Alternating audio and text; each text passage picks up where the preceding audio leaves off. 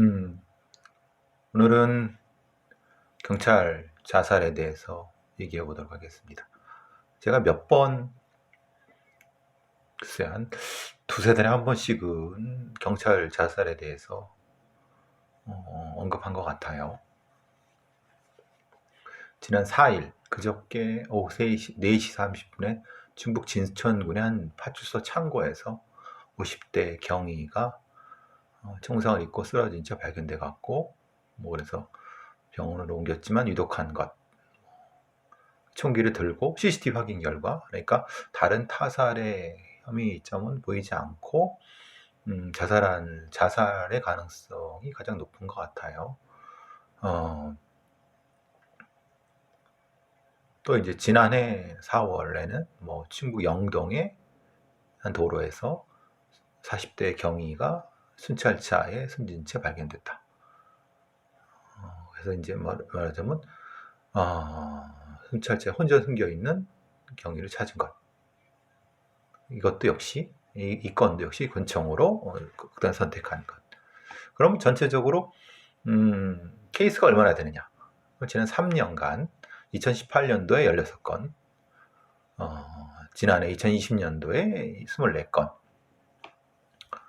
그리고 요게 그러면 40건이죠. 그리고 2019년도에는 20건, 그러니까 3년 동안 한 60건이라고 케이스는 잡힙니다. 그런데 제가 늘 말씀드린 것처럼 이런 경우, 그러니까 그러니까 현직에 있을 때 자살, 그러니까 권총으로 아니면 투신하거나 아니면 목을 매거나 여러 가지 방법으로 명백하게 자살한 경우도 있지만, 이런 경우 어떤 이유 때문에 우울증 아니면 그와 관련된 스트레스가 겹쳐서 퇴직한 후에 얼마 있다가 자살하는 경우, 이것도 사실은 현직에 있을 경우랑 포함해야 되는데 경찰에서는 포함하지 않습니다. 아마 그 통계를 잡지 않을 겁니다. 실제로는 잡아야 됩니다. 경우회, 그러니까 이게 경우회라고 하는 것은 경찰 퇴직한 사람들의 모임입니다. 그걸 하는지 모르겠습니다. 경우회가 여러 수익 사업도 많이 하지만 가장 핵심적으로 퇴직 경찰관 아니면 경찰관들의 복지를 위해서 얼마나 노력하고 있는지 심히 의심스럽습니다. 그러니까 퇴직한 지 한 3년 안쪽에 자살하는 경우는 현직에서 아니면 2년 혹은 3년, 왜냐하면 보통 그 경찰물이 빠질 게 한 2년 3년 걸린다고 보거든요. 물론 여기에 기준을 다르게 보는 분도 있으면 제가 보는 기준에서는 1년 이상, 그러니까 2년 정도, 긴 뒤에 3년 정도입니다. 대략적으로 경찰관은 그렇게 포함해야지 실제로 정확한 통계가 되는 거죠. 왜냐하면 이런 경우가 있습니다. 지금 이 경찰관이 사실은 대단히 불안해. 그래서 지금 놔두면 무슨 문제가 생길 것 같아.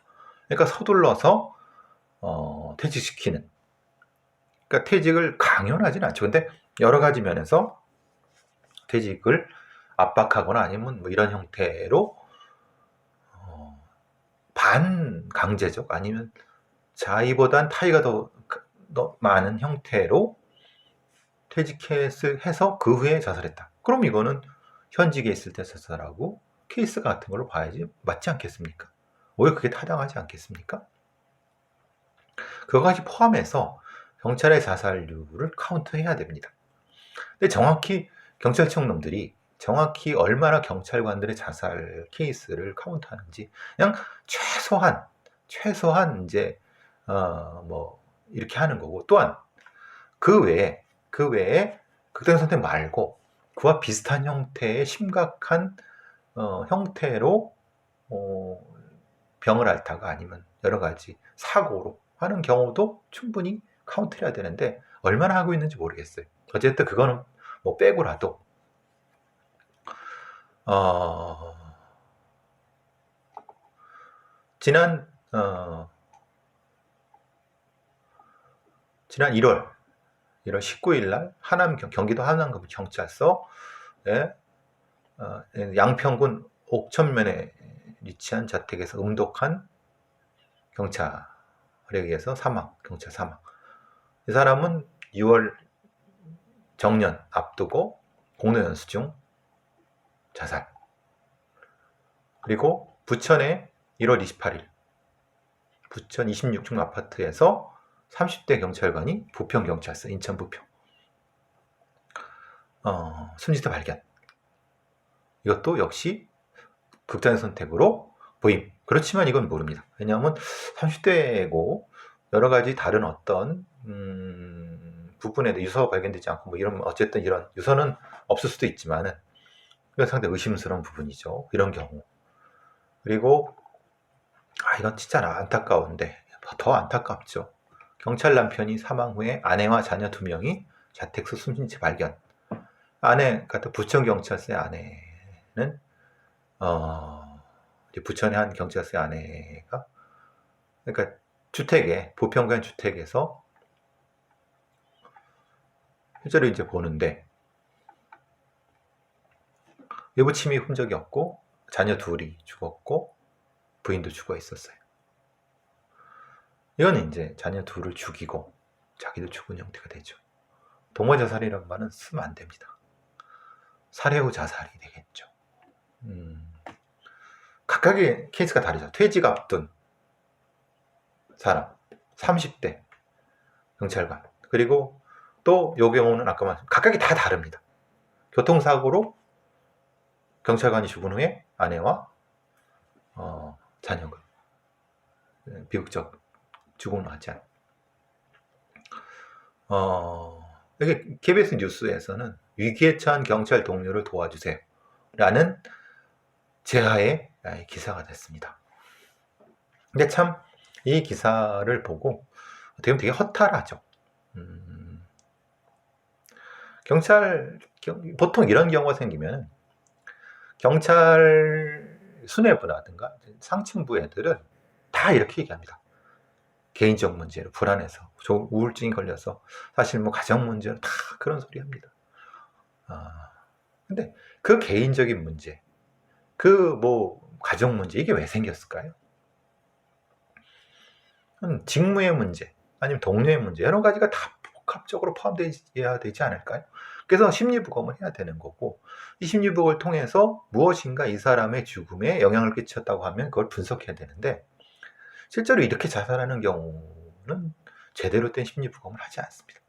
대한민국이 자살률이 OECD 1위인데도 불구하고 소위 말하는 심리부검이 제대로 진행되어 있지 않고 일반인들에 대한 자살은 많이 그래야만 자살 방지에 대한 얘기를 많이 하지만 경찰관 자살에 대해서는 실제로 경찰청 차원에서 뭐 이런 걸 해나 봅니다. 이런 걸 뭐 제가 얘기를 할게요.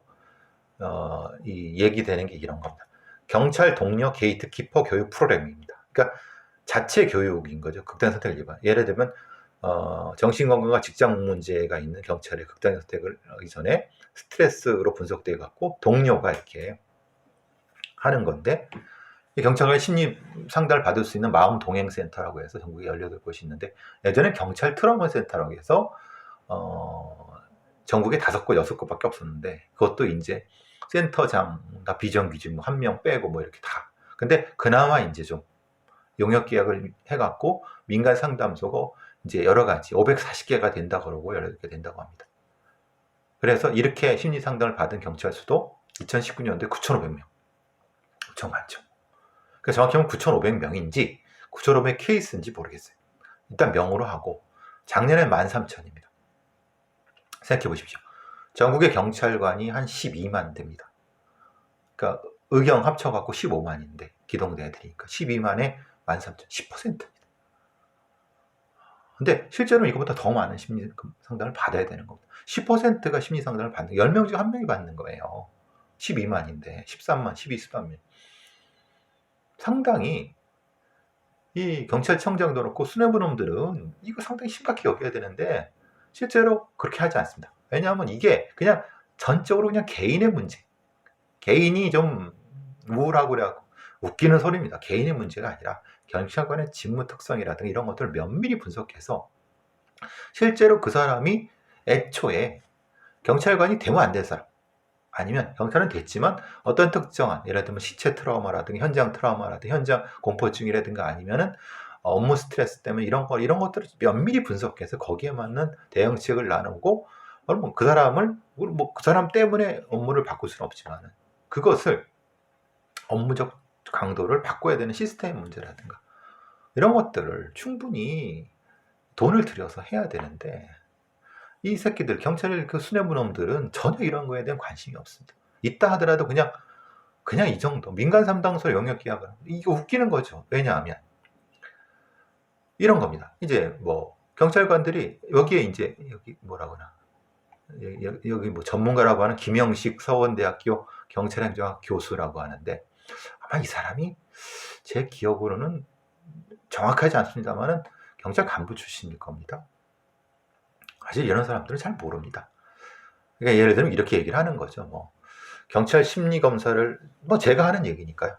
경찰관 심리 검사를 받고 싶어도 낙인 찍혀. 왜냐하면 어떤 사람이 경찰관이 업무 시간에 아니면 그 외 시간에 휴가를 내갖고 심리 상담 받으러 가. 그럼 찍혀요. 찍힌다는 게 그냥 도장을 찍힌다는 게 아니라 제 심리 검사. 그러면 같은 뭐 여러 가지 승진 경쟁이라든가 아니 뭐 할 때 탈락이 되거나 아니면 그것 때문에 뭐 여러 가지 눈치를 주거나 이런 문제가 되죠. 그게 심리적 위축이기 때문에 안 갑니다. 힘들면 되게 끄끄 참다가 이제 문제가 생기는 겁니다. 근데 여기서 끝나는 거죠. 보통의 이제 경찰 출신 경찰행정학 교수라든가 경찰 수뇌부놈들이라든가 이런 애들은 그냥 심리치료를 받아야 된다. 왜? 이건 다 개인의 문제니까. 응? 그러니까 결국은 이 사람들의 이 진단은 개인의 문제니까 개인이 심리적인 어떤 힘든 것이 있었는데 그것을 치료 안 받으니까 이렇게 된다. 아니 그것도 있을 수 있죠. 근데 문제는 이 사람들이 왜 개인의 문제가 생겼을까? 라고 하는 걸 덮어야 되는 거죠. 아까 말씀드린 것처럼 위기에 처하게 된 이유가 뭘까? 그게 동료들의 괴롭힘? 아니면 동료들의 조직 문화? 아니면은 다양한 어떤 이 업무 부적응? 이런 것들을 따져야 되죠. 그러면 경찰의 업무 자체에 대한 부적응, 실제로는 업무 강도를 좀 줄여야 되고,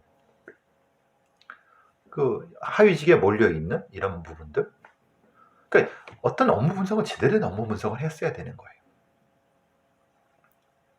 뭐 제가 2016년, 2017년에 이 팟캐스트를 시작할 때부터 들은 분들은 잘 아시겠지만 저랑 같이 일했던 뭐 범죄 분석 1기이 돌아가셨어요. 엄청난 스트레스. 범죄 분석 요원들은 엄청 스트레스를 많이 받습니다. 그래서 상당히 많이 고생을 많이 합니다. 사실 그 고생 때문에 그만둔 사람도 있고 또 그 일을 안 하는 사람도 있고. 근데 그거에 대한 정확한 업무 분석을 하느냐, 그게 말하는 프로파일러들의 업무에 대한 분석을 하느냐. 사실은 이것만이 아니라 강력의 형사들도 그렇고, 그러니까 실제로 그것을 한 사람들을 중심으로 업무 분석을 통해서, 근데 그런 것들을 안 해요. 그냥 그렇게 하다가 버티는 놈만 이제 뭐 나중에 뭐 지가 뭐 프로파일러 임내하고 떠돌고 다니는 이런 형태가 되는 거죠. 근데 그거는 진짜 잘못된 겁니다. 지금 이제 그렇게 돼서 희생당한 사람들, 아니면 힘들어서 지쳐 떨어진 사람들, 이런 부분도 다 같이 해야 되는데 뭐 거기까지 제가 얘기할 필요는 없고, 어쨌든 사실 경찰관들의 이런 업무에 대한 정확한 분석들, 그리고 업무적 스트레스를 낮출 수 있는 다양한 방안들, 시스템적인 거, 그리고 또 하나, 제가 늘 말씀드린 것처럼 경찰 심리학자, 서방 심리학자 꼭 있습니다. 리서 웨펀이라는 헐리우드 영화에 멜 깁슨이 나오는 거죠. 지금 뭐 아주 뭐 오래된 영화죠. 거기에 경찰 심리학자가 있습니다. 근데 거기는 경찰서에 상주합니다. 도로 댕깁니다. 그래서 행동을 봅니다. 이렇게 경찰관들. 이게 어떤 부서든. 그러면은 어떤 일을 할 때 행동이 뭐 이제 굉장히 스트레스적 반응을 보이거나 뭐 여러 가지 있으면은 이 사람이 와서 심리검사 받으시죠. 근데 대놓고 얘기하진 않죠. 근데 조용히 얘기를 하고, 그러면 이제 거기서 그러니까 직접 관찰을 통해서, 그러니까 왜냐, 경찰관이 지가 내가 힘들어갖고 내가 상담 받아야 되겠어라고 하면은 동료들이 뭐라고 느껴? 저 새끼 저거 버티지도 못하고 무능한 놈 이렇게. 근데 경찰 심리학자가 객관적으로 봤을 때 당신 지금 상태라 상당히 위험한 상태야. 심리검사 받아. 무조건 받아. 이건 의무적으로 그냥 받을 수 있게. 그건 아무도 터치하지 못하게. 마치 감찰부서, 제가 흔히 말하는 경찰 감찰부서와 심리부서는 이거는 일반 기존 계통을 넘어서야 된다. 그러니까 감찰하는 애들도 쑥 관찰하고 보고하고 해서 하는 이래야 되는 거죠. 그걸 또 그 위에 있는 뭐 계통을 밟아서 그러면 자기 새끼가 비리 저지르 이거 하겠습니까? 자기한테 이사부직이 오는데 그 팀장이나 계장이 그렇게는 안 되는 거예요. 감찰 심리학도 마찬가지죠. 이 사람이 봤을 때 저 사람 제가 하겠습니다. 여러분 아무런 기록 남기지 않고 그냥 데려다가 심리검사 받고 돌아보면 기록 없이, 그리고 그 모든 사람한테 적용하게 하면은 공평하죠. 낙인도 안 찍히고. 그게 이제 경찰 심리학자, 소방 심리학자, 소방관도 마찬가지. 소방관들 자살 많이 합니다. 화재에 대한 공포, 불꽃 공포, 이게 엄청나게 무너질 거에 대한 압박, 폐쇄 공포 이런 것들. 그래서 자살 많이 하는데, 그럼 그걸 어떻게 하냐? 그 사람들이 와서 나 상담 받기 위해서 그렇게 못합니다. 그러니까 현장에서 소방지소에 가서 행동하고 말하는 거 조금 물어보고 그걸 당연히 백업될 수 있게. 이게 바로 어떤 굉장히 스트레스가 많은 직군에 일하는 사람들을 심리적으로 케어하는 방법입니다. 그러니까 이런 거죠. 다른 보통의 직장처럼 힘들면 와서 상담받으세요. 이거 웃기는 소리입니다. 경찰이나 소방관들이 그런 사람들이 어디 있습니까? 있다 하더라도 이렇게 그 심리상담을 받은 경찰이 9,500만 명이라고 하는 것도 자발적으로 간 사람들. 그럼 그렇게 가지 않은 사람은 어떻게 되느냐? 이게 훨씬 많겠죠. 그럼 이렇게 자발적으로 간 사람이 10%인데 그렇지 않은 사람은 얼마나 많겠습니까? 그게 심각한 문제인 거예요. 경찰 수뇌부원들이 참 무능한 거죠. 그러니까 무능하다는 것보다는 사실은 자기랑 관계 없죠. 그러니까 예를 들면 그거죠. 경찰 수뇌부원들이 지들은 그 힘들고 빡치는 그런 걸 해보지 않고 그냥 쉽게 지름길 코스로 승진해. 정찰대 출신 놈들부터 시작해서 고시 뭐 이렇게 그런 걸 하지 않고 올라갔기 때문에 밑에 사람들이 힘든 걸 모르는 거예요. 하위직. 왜? 자기네들은 체험이 안 되니까. 그러니까 버텨. 웃기는 소리죠. 요 새끼야 입을 찢어버려야 되는데 그런 새끼들은. 그러니까 이제 그런 부분들입니다. 실제로 저는 늘 제가 말씀드렸지만 예전에 그 양동근이 나왔던 와일드 키드라고 하는 그 장진영 씨가 나오고 김명국 씨 나온 거기에 이제 현장 공포증 형사인데 현장의 시체를 보고 막 드드드 떠하는 거예요. 난 실제로 본 적이 있습니다. 형사 몸이 이렇게 큰 애인데 지하에 이제 죽은 시체가 있는데 못 들어가는 거예요. 근데 저는 그걸 알죠. 그런데 다른 경찰 애들은 야 빨리 내려와 했는데 눈이 이렇게 갔더라고요. 못 내려가요. 발을 못 대요. 지하실로 내려가야 되는데 밑에서 이제 사람들이. 그래서 제가 딱 해서 형님 여기 저 커피 한 잔. 아니 다른 집. 뭐 여기 안 먹죠. 뭐 하는 게 새끼 막 그런 그때 2000년대 중후반 때는 그런 인식 자체가 없었어요. 현장 공포증 이런 거. 근데 이제 와일드키드 그 영화는 잘 찍은 거죠. 왜냐면 그걸 현장의 경찰들의 그걸 했으니까 잘 찍은 거죠, 사실은. 사실 이 사람의 죽은 사람들, 사람의 죽은 사람들을 대하고 그걸 통해서 그냥 살인범, 강간범, 뭐 강도범, 그 온갖 나쁜 놈들을 직접적으로 대해야 된다. 이만큼 폭력적인 놈들을 대하려면 나도 이만큼 폭력적이어야 돼요. 근데 나의 삶은 실제로 나의 가족들, 나의 삶은 폭력적이지 않아요. 이게 다시 왔다 갔다 해야 돼. 이게 얼마나 고통스럽습니까? 물론 그 일을 하기 위해서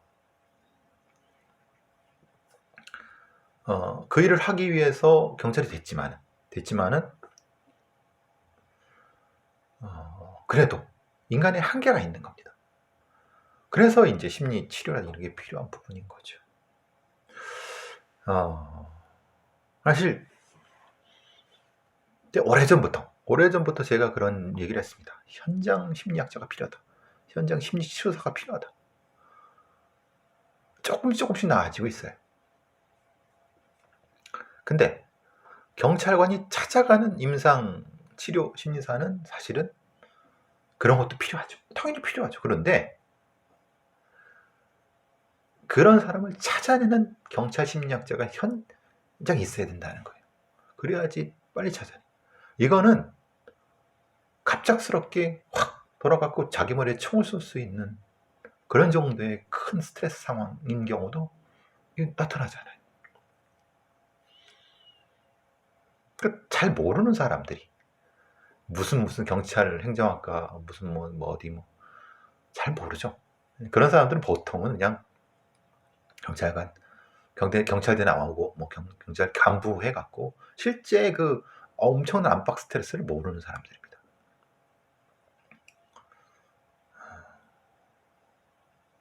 안타깝죠. 너무나도 안타까운. 나이가 이제 50이 넘어가서 이제 57, 58 이때쯤 정년퇴직을 합니다. 생각해 보십시오. 제가 나이가 이제 50세 되는데 저보다 몇 살 뒤가 정년퇴직입니다. 이렇게 젊고 펄펄하는데 직업 자체가 이제 사라지는 거예요. 그럼 제2의 직업을 찾아야 돼요. 근데 경찰들 이렇게 하면 뭘 하겠습니까? 어디 경비원 할까요? 이런 압박부터 시작해서 또 이제 대민 업무에 대한 압박 되게 많습니다.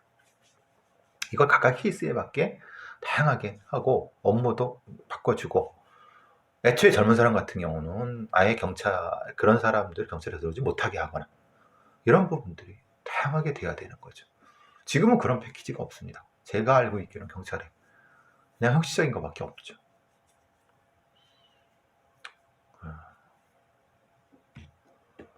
너무 멋있게 그려지죠, 경찰들. 근데 그 멋있게 그려지는 거 안에는 이런 사실 심리적으로 대단히 위험한 직군이라는 거.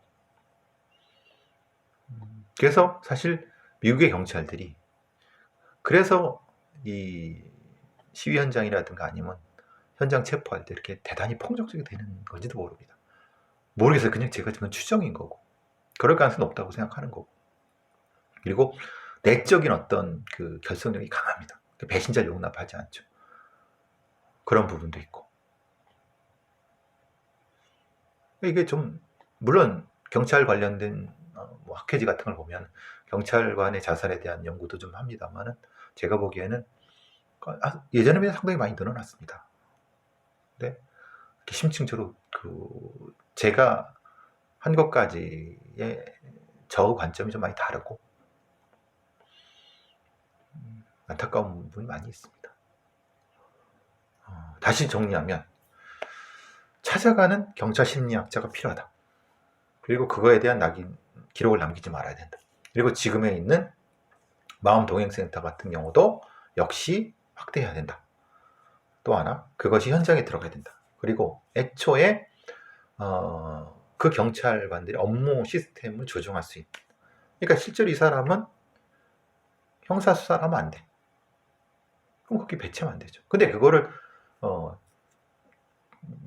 빼기 위해서 이렇게 일부러 이렇게 조작하는 사람도 있어요. 근데 그거는 심리적으로 충분히 파악할 수 있는 거고요.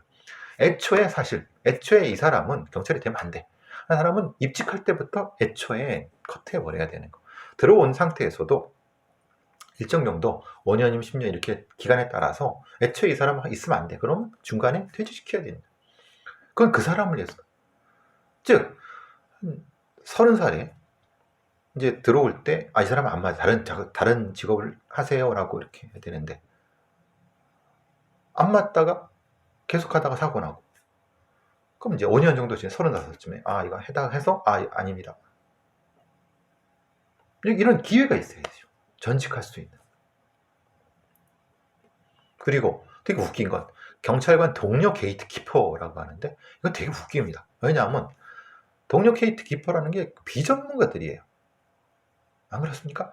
그러니까 그 동료한테 동료의 동료 평가를 잘 받으려고 숨겨야 된단 말입니다. 내가 정신적으로 힘들다는 걸. 근데 그 사람들한테 게이트키퍼를 시킨다. 웃기는 소리죠. 진짜 뭐라도 한참 모르는 놈들이 이런 제도를 만들어내는 겁니다. 경찰청에 있는 뭣도 모르는 젊은 것들이 그런 엉뚱한 걸 하는 거죠. 지금 뭐 쉽죠. 돈 안 쓰고. 안 그렇습니까? 동료, 말이 좋죠. 동료 게이트키퍼는. 동료는 돈 안 쓰고 동료니까 네가 오후 담당자 아닙니까? 네가 감시해. 응? 네가 감시하는데 너 감시 죽었네? 자살했네? 너 뭐 했어? 뒤집어 씌우기 딱 좋죠. 진짜 나쁜 제도입니다. 경찰 게이트키퍼 저는 되게 좋을 것 같잖아요. 이건 책임을 전가하는 거예요. 경찰청이 해야 될 일을 그러니까 수뇌부가 돈을 써서 해야 되는 거를 지들은 사실 해본 적도 없지. 귀족들, 경찰 귀족들, 이는 나쁜 놈들, 진짜 하위직에 피고름을 짜갖고 기생충 같은 놈들, 이런 놈들이. 그러니까 제가 늘 말씀드리지 않습니까? 경찰 수뇌부 총경 이상은 반 이상은 날려야 된다. 하등 쓸모없다. 그리고 계급제 없애야 된다. 직책으로 간다. 팀장, 팀원, 과장, 최고 경영자. 이 정도면 충분하다. 이건 업무 분석. 각각의 업무 분석. 거기에 맞는. 그리고 거기에 맞는 사람을 뽑아야죠. 이 사람은 형사수사가 맞아.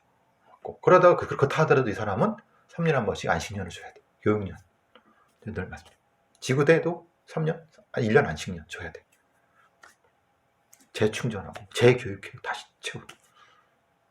이게 체계적으로 돼요. 이건 너무 주먹구구식입니다. 경찰. 이렇게 돌아가는 거. 옛날 방식이죠. 인원 때려 넣어갖고 죽을 놈 죽고 살 놈 살아서 얘는 이런 방식이죠. 이게 되겠습니까? 근데 이런 애한테 수사권을 줘요. 참 답답합니다. 어쨌든 안타까워서 사실 제 일입니까? 제가 경찰하고 밥을 같이 먹는 사람이 아니지 않습니까? 근데 결국은 그 피해는 일반 시민들한테 올 수밖에 없습니다. 시스템적으로. 안타까워서. 하나 더. 이게 지금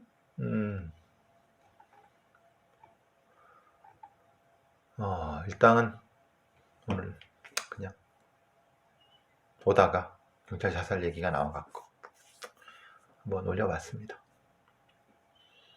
어쨌든 고인의 명복을 빌고 남겨진 가족들 위로의 말씀, 용기를 가지십시오. 용기를. 바른 방법, 용기를 가지십시오.